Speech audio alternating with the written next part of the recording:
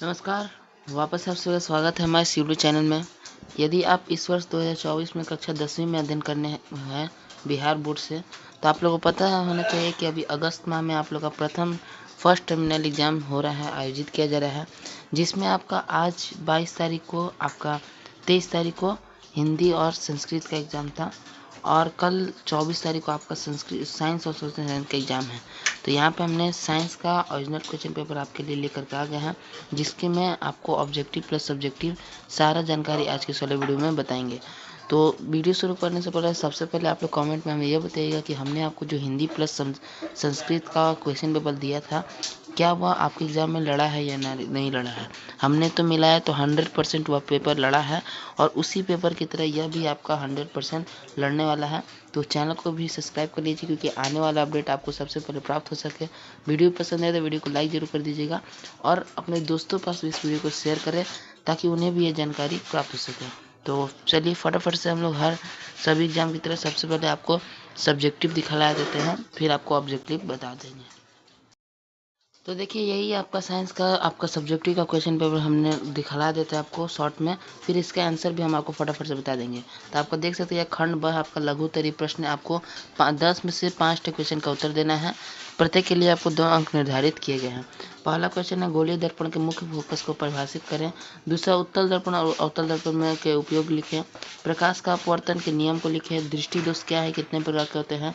संतुलित रासायनिक समीकरण क्या है। निम्नांकित समीकरण को संतुलित करें। यहाँ पे एक संतुलित समीकरण दिया गया है, जिसको आपको संतुलित करना है। फिर छठा है, श्वसन क्रिया में ऊष्माक्षेपीय अभिक्रिया क्यों कहते हैं। अम्ल को जलीय विलयन क्यों विद्युत का चालन करता है। 7वां तक यहाँ पे था। फिर हम अगले स्लाइड की ओर बढ़ते हैं। फिर 8वां नंबर आपका मछली, मच्छर, केचुआ, मनुष्य के श्वसन अंगों का नाम लिखना है। सजीवों के 4 मुख्य लक्षण लिखना है तथा तंत्रिका तंत्र का कार्य क्या है यह लिखना है। फिर उसके बाद दीर्घ उत्तरीय प्रश्न है, जिसको हम अगले स्लाइड में आपको फटाफट से दिखला देते हैं। फिर आपका दीर्घ उत्तरीय प्रश्न यहाँ पे है, 11 से 15 तक आपका दीर्घ उत्तरीय प्रश्न है। 3 का उत्तर देना आपको, प्रत्येक के लिए आपको 5 अंक निर्धारित हैं। पहला, अवतल दर्पण में R बराबर 2F यानी कि F बराबर R/2 सिद्ध करना है आपको। फिर उसके बाद है अवतल लेंस के लेंस सूत्र की स्थापना करना है। हमारे जीवन में पीएच का 5 महत्व लिखना है। ऑक्सीकरण एवं अनऑक्सी श्वसन में अंतर लिखना है। अनऑक्सी श्वसन की क्रिया विधि को भी लिखना है। फिर अंतिम क्वेश्चन आपका धमनी और सीना में अंतर स्पष्ट करना है। तो चलिए फटाफट से हम लोग आपको इसका आंसर भी आपको लोगों को दिखा देते हैं। तो देखिए, जैसा कि आपका एक प्रश्न लघुत्तरी में आपको 5 प्रश्न का उत्तर देना था। तो पहला प्रश्न था आपका, गोलीय दर्पण के मुख्य फोकस को परिभाषित करना है। तो इस उत्तर में आप लिख दीजिए, गोलीय दर्पण के मुख्य फोकस मुख्य अक्ष के समांतर आपतित समीक्षीय प्रकाशीय किरण दर्पण से परावर्तन के बाद मुख्य अक्ष पे जिस बिंदु पर अपसरित होती है, अवतल दर्पण को जिस बिंदु पर अपसरित होती है, उसे उस बिंदु का हम मुख्य फोकस कहते हैं। इसे F से सूचित करते हैं। जैसा कि आपको मालूम होना चाहिए कि जो आप अवतल दर्पण होता है, अवतल दर्पण में आपका जो मुख्य अक्ष होता है, उसके समांतर कोई भी किरण जाता है तो वह F से होकर के गुजरता है। यानी कि जिस बिंदु पे वह गुजरता है उसे ही हम F कहते हैं, फोकस दूरी कहते हैं। तो पहला उत्तर हो जाएगा आपका। फिर हम नीचे बढ़ेंगे तो नीचे आपका दूसरा नंबर क्वेश्चन है कि उत्तल दर्पण और अवतल दर्पण में 3 अंतर लिखना है। तो यह तो बहुत सिंपल है। उत्तल दर्पण का उपयोग वाहन के साइड मिरर के तौर पर किया जाता है, इस प्रकार से आप लिख दीजिए। फिर उत्तल दर्पण को परावर्तित पृष्ठ उभरा रहता है, मतलब उठा हुआ रहता है। उत्तल दर्पण में वस्तु का प्रतिबिंब सदैव सीधा एवं छोटा बनता है। फिर उसके बाद अवतल दर्पण की बात करेंगे हम लोग। तो अवतल दर्पण का हेडलाइट में उपयोग किया जाता है। इसका पार्श्व स्थित अंदर की ओर धंसा रहता है और यह वस्तु का बड़ा प्रतिबिंब बनाता है। फिर उसके बाद आपका अगला क्वेश्चन नंबर 3 है कि प्रकाश के अपवर्तन के नियम को लिखें। तो प्रकाश की किरण एक समांगी माध्यम से दूसरे समांगी माध्यम में प्रवेश करती है, तो वह अपने मार्ग से विचलित हो जाती है। विचलित होने की इस घटना को प्रकाश का अपवर्तन कहते हैं। तो प्रकाश के अपवर्तन का परिभाषा आप इतना लिख दीजिएगा और उसके बाद फिर आपका इसके नियम को लिखना है। तो इसका नियम भी एकदम सिंपल है कि आपतित किरण, अपवर्तित किरण और अविलंब एक ही ताल पर होते हैं और आपतन कोण की जगह अपवर्तन कोण की जगह का एक नियतांक होता है। इतना आप लिख दीजिएगा तो आपका 3 क्वेश्चन हो जाएगा। फिर आपका चौथा अगला क्वेश्चन है, दृष्टि दोष क्या है और ये कितने प्रकार के होते हैं। तो आपको पता होना चाहिए कि नेत्र में किसी भी प्रकार का दिक्कत होता है तो उसे हम दृष्टि दोष कहते हैं। यह 4 प्रकार का होता है आपका, परंतु बुक में आपका यह 3 ही प्रकार का दिया गया है। दूर निकट जरा। अम बिंदुकता आपको लिखना जरूरी नहीं है, लेकिन आप लिख देखते हैं तो कोई दिक्कत नहीं है। हम चलते हैं अंतिम प्रश्न की ओर। फिर आपका क्वेश्चन नंबर 1 कहा था कि सजीव के लक्षण 4 लक्षण लिखना है, तो आप लिख दीजिएगा श्वसन, उत्सर्जन, प्रजनन और वृद्धि। चार्ट है आपका सजीव का लक्षण, इस प्रकार से हो जाएगा। अब हम लोग फटाफट से आपको दीर्घ उत्तरीय प्रश्नों का उत्तर दिखला देते हैं। तो देखिए, दीर्घ उत्तरीय प्रश्न में आपका सबसे नंबर प्रश्न था कि F बराबर R/2 आपको सिद्ध करना है अवतल दर्पण में।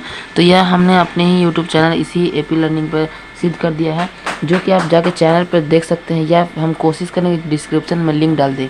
यदि नहीं मिलता है तो आप हमारे चैनल पर जाकर के देख सकते हैं। शॉर्ट सेक्शन में आपको वह वीडियो मिल जाएगा, जिसमें हमने आपको F बराबर R/2 किस प्रकार से सिद्ध किया जाता है पूरा जानकारी बताया है। इस वीडियो में हम बताएंगे तो आपका काफ़ी लंबा हो जाएगा वीडियो।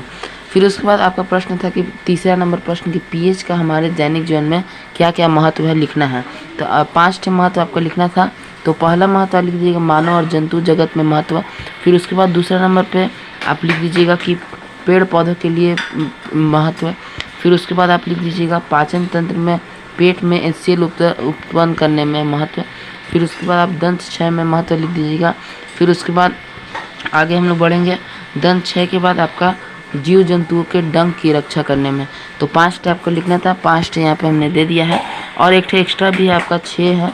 तो 6ठा नंबर आप मन नहीं है तो लिख सकते हैं, वरना आप इन्हीं यही 5 आप लिख लीजिएगा या आप याद कर लीजिएगा। फिर हम अगले क्वेश्चन की ओर बढ़ते हैं।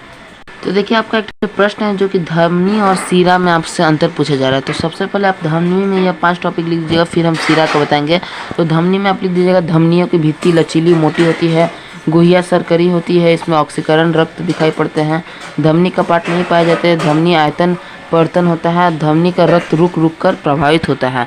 फिर उसके बाद आप सीरा में लिख दीजिएगा 5 ठे, इसमें सीरा में 6 ठे दिया गया है। आप लिख दीजिएगा कि सीरा की भित्ति पतली रचीली होती है, गुहिया चौड़ी होती है, CO2 की उपस्थिति के कारण नीली दिखती है, सिराओं के कपाट पाए जाते हैं, शारीरिक आयतन परिवर्तित होता है और सिरा की गति धीमी रहती है। तो इस प्रकार से हमने आपका सब्जेक्टिव का पूरा क्वेश्चन प्लस आंसर दिखा दिया। फटाफट से आपको ऑब्जेक्टिव का केवल हम आंसर दिखला देते हैं, क्योंकि आपको एक क्वेश्चन बतलाने में आपका फालतू का टाइम भी पास होगा और हमें भी लेट लगेगा। अभी सोशल साइंस का वीडियो जल्दी ही डलाने वाला है, तो चैनल को सब्सक्राइब जरूर कर लीजिएगा। फटाफट से आपको ऑब्जेक्टिव का सब आंसर दिखला देते हैं। तो देखिए, आपका विषय वस्तुनिष्ठ प्रश्न यानी कि ऑब्जेक्टिव प्रश्न का उत्तर यहाँ से दिया गया है। खंड आपका क्वेश्चन नंबर A का C, B, 2 का B, इस तरह से आप मिला लीजिएगा, लिख लीजिए, कल जाके आपको केवल छाप के आ जाना है। तो आप देख लीजिए 30 क्वेश्चन है, 30 का उत्तर हमने आपको दे दिया है। यहाँ पे आप A to क्वेश्चन Z देख सकते हैं। तो इस प्रकार से आपको पूरा का पूरा हमने साइंस का ऑब्जेक्टिव प्लस सब्जेक्टिव एक ही वीडियो में धूल चटा दिया है। आपको भी कल जाके एग्जाम में धूल चटा देना है, तो आपके लिए मेहनत तो हम लोग कर ही रहे हैं। तो आपको बस करना ही है कि चैनल को सब्सक्राइब कर लेना है, दोस्तों पास भी वीडियो को शेयर करना है, और वीडियो पसंद है वीडियो को लाइक करना है।